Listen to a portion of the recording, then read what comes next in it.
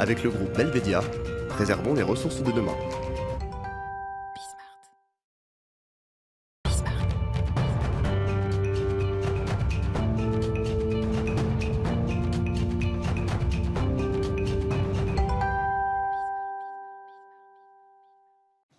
Fenêtre sur l'emploi avec, comme chaque mardi, Amélie Favre-Guittet. Bonjour Amélie. Bonjour. Comment allez-vous? Parce que souvent vous êtes assise ici, oui. et puis là, tout d'un coup, changement de place, et c'est très bien. Voilà, il faut changer un peu ces zones de confort.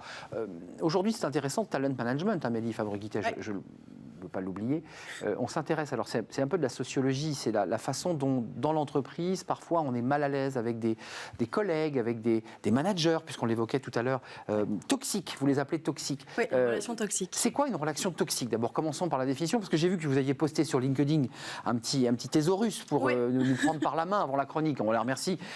C'est quoi un collaborateur toxique? Alors, un collaborateur toxique, en tout cas une relation toxique, c'est une relation qui va provoquer de la souffrance auprès d'une personne à cause des actes ou d'un comportement d'une autre personne qui elle-même est en souffrance. Un peu le serpent qui se mord la queue.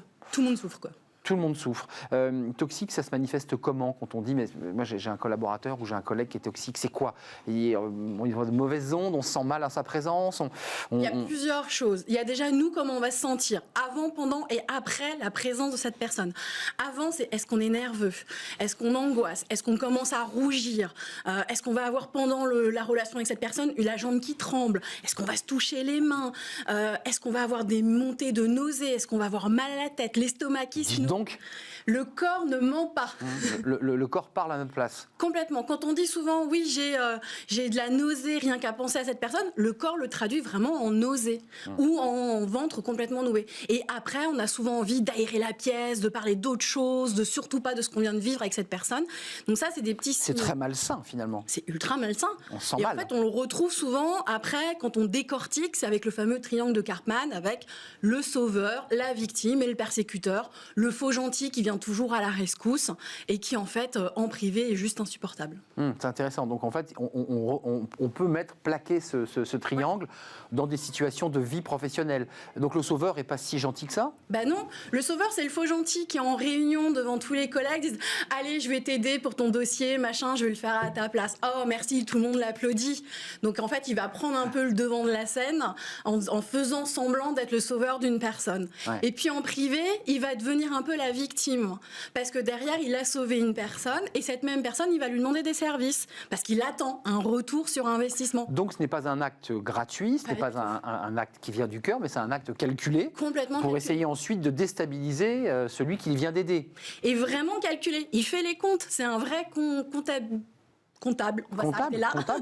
Comptable. Et il lui va dire, mais tiens, je t'avais aidé en réunion. Complètement, ça fait 3 fois que je t'aide, quand est-ce que toi tu te mets à m'aider, je fais plein de choses pour toi, tu fais rien pour Et il la culpabilise ou le culpabilise. Voilà, et là il devient persécuteur. C'est ça, donc en fait il peut être les deux à la fois, on n'est plus sur un triangle mais un diptyque, où finalement la même personne peut être à la fois... Elle change à chaque fois, en fonction de la situation et de comment ça l'arrange, devant les gens, et souvent la personne toxique, on la trouve formidable à l'extérieur, parce que devant les gens, elle a l'air très gentille.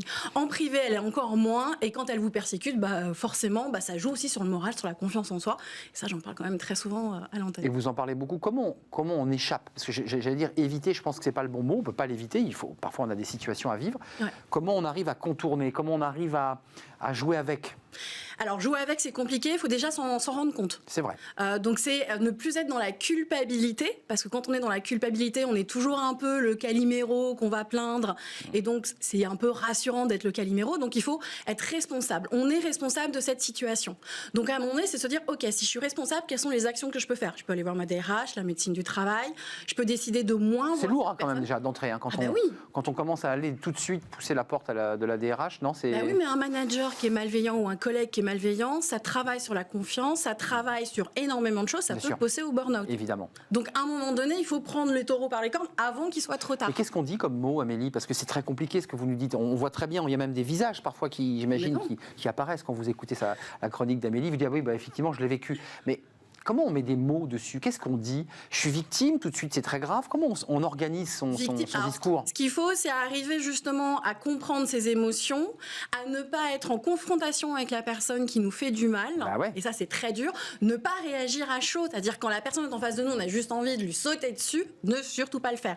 C'est au contraire faire autre chose pour que on se concentre sur une autre activité, pour ne pas se concentrer sur les mots que la personne va vous dire. Parce que c'est ça qui va être souvent blessant.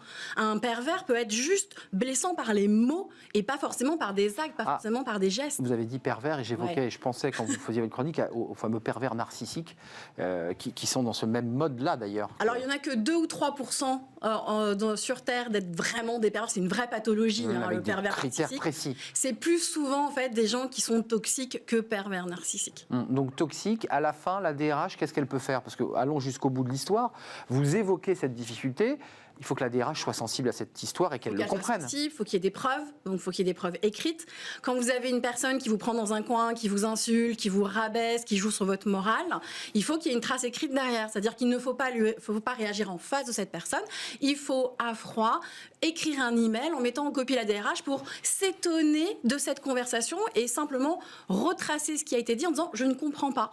Et pour pousser... Un peu naïvement, faussement naïvement. Il faut jouer les mêmes cartes. La personne va jouer les naïfs en public, ben vous aussi, vous jouez naïf. Je comprends pas ce que tu veux, sois plus précis, je comprends pas pourquoi tu m'as dit ça. Et en fait, toujours avec des personnes qui vont servir un peu de preuve. Et on est toujours, les écrits restent, les paroles s'envolent.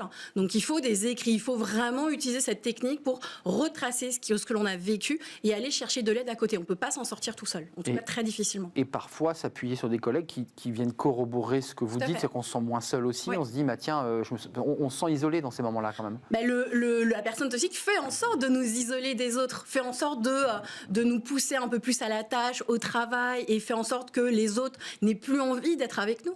Donc c'est une manière pour lui et on s'abîme, et évidemment on se sent mal, et donc c'est le cercle vicieux.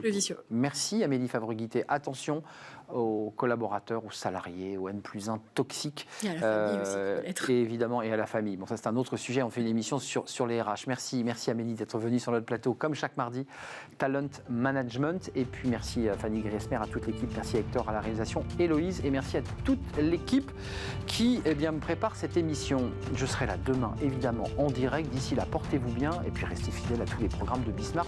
Il y a du choix. Bye bye, à demain.